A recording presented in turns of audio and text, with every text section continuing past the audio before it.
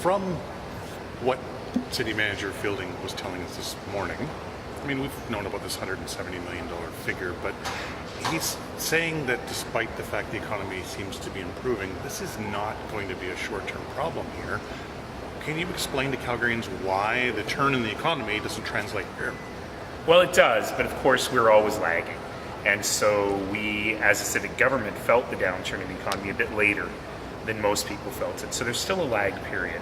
And the biggest problem we have from a strictly budgetary perspective right now is the downtown vacancy rate. We have such a highly successful downtown for so many years that basically the other businesses in the city benefited from a much lower tax rate because of lower assessment, because of the very high assessment downtown. So filling those offices downtown is a really important priority in order to be able to manage the tax base on the business side going forward. And we know that filling that space downtown is not a 6-month project, it's a multi-year project. So how serious is this if, for example, council wants to avoid tax increases of any substantial size in the years ahead? It's very serious. And because it's like the fable of the ant and the grasshopper, because we were able to have excellent financial management in the good times, maintain a stellar credit rating, and also save money, we've been able to deploy that money in the bad times to buffer people's tax increases, particularly for business, as well as to invest in building infrastructure and putting people to work. And that's been exactly the right thing to do. It's gone very well. It's aided in the fragile economic recovery. But we don't have enough money in our pocket to do it forever.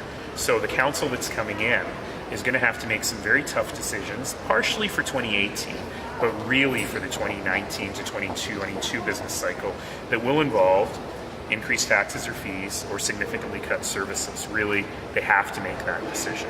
And so if you have candidates coming to your door saying, I'm going to invest way more in transit or police and I'm going to freeze taxes, you better ask them how they're planning on doing that. So on the issue of the downtown vacancy and their rate goes down, isn't this market value assessment revenue neutral? So yeah, so that's exactly. So how does it affect the city's bottom line when it's a game of taxes, I guess? Yeah, it's revenue neutral, so it doesn't affect the city's bottom line directly. But what it means is that those businesses outside of downtown, through no fault of their own, are going to see huge tax increases. So this year we capped that using one-time money from our savings. We won't be able to do that every year if this continues for 5 or 7 or 10 years. So people really need to come to terms with the fact that structurally, as a government, it's going to be difficult to afford what we've been doing in the past at similar tax levels in the past because we've lost that big chunk of business downtown. Can I ask you about Silvera? Sure. How unusual is this situation that the city hasn't been reviewing the financials? It's extremely unusual. So it's a very complicated thing. Silvera is the only body in the province that I know of that has the ability to just send the city a bill for its operations. And many years ago, the city and Silvera's board agreed that Silvera wouldn't do that. And instead of the city having that kind of oversight, they would get a grant. And the grant has been frozen for 10 years now. So they certainly have a legitimate concern that they haven't been able to keep up with inflation. But ultimately, this is something that the provincial government has to sort out. Housing is a provincial responsibility, and they cannot download the costs of operating these senior lodges onto the city when it is actually their responsibility. So, to clarify, is the province planning to replace its grant with something else, or is the expectation just the city will look after it? It's not clear, and so today's presentation was very, very helpful in me understanding that we really have to move forward with the province and determine what the system is going to look like going forward. Are you planning to meet with the minister responsible or the premier to talk about this? Or? It is important that the mayor do that. Given the cycle of where we are in the council term right now, I'm not sure we'll be able to do that before nomination day 2 weeks from today. Hopefully we will, and if not, that'll have to be a very, very high priority item for whoever's sitting in the mayor's chair in October. It's the first day of school today for many, and a lot of kids are now taking transit instead of their usual bus schedules. Is there anything the city can do to work with groups like the CB better for those children who are now facing kind of unfamiliar ground with transit and costs? Yes, absolutely. So, of course, school busing is not truth be told, a city responsibility. It has to do with the Calgary Board of Education and with the provincial government. But we do operate the transit system, and we operate a safe system where kids can feel comfortable and safe taking the bus to school, as I did every day from grade 7 on. And we will, however, ensure that we're monitoring demand very closely, making sure that the routes make sense given where the demand is. And I really applaud the various schools and the Board of Education for doing programs like Bus Buddies so that students can take the bus together and feel a little more comfortable. I, like everyone, am concerned with young children who have to make connections to make sure that those connections work for them, that they're able to get to the schools on time.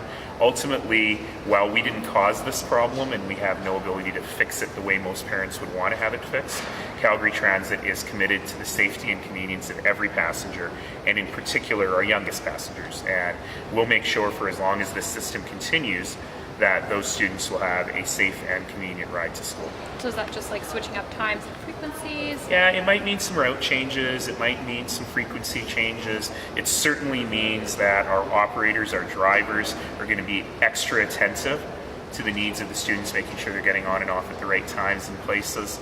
These are things that we do as a matter of course no matter what, but we'll monitor it very carefully and see what the demand looks like. Can I ask you about the litigation CPS has filed now on the I body-worn don't know cameras? much about it, but I can give you some very bland statement if you want. Okay. I mean, I know you have talked in the past about, problems with suppliers who provide the city or its agencies with subpar product or services. Well, let me first say that I fully support the decision to procure these body-worn cameras by the police. I think that that is a valuable part of community policing and one that we should be supporting. I also think that the city as a buyer needs to hold all suppliers to the highest quality possible. This is taxpayer money we're talking about, and we have to be very, very responsible with it and make sure that our suppliers are giving us what we need and that we're investing properly. So I don't know much about this particular case. I know certainly that CPS has explored other options, but in the end, we're not going to pay for something when we didn't get what we ordered. This isn't the first time that something like this has happened. We saw this with the Connect card as well. Does this show like a pattern that maybe we need to change the way we're doing things? No, I think it shows the system is working really well.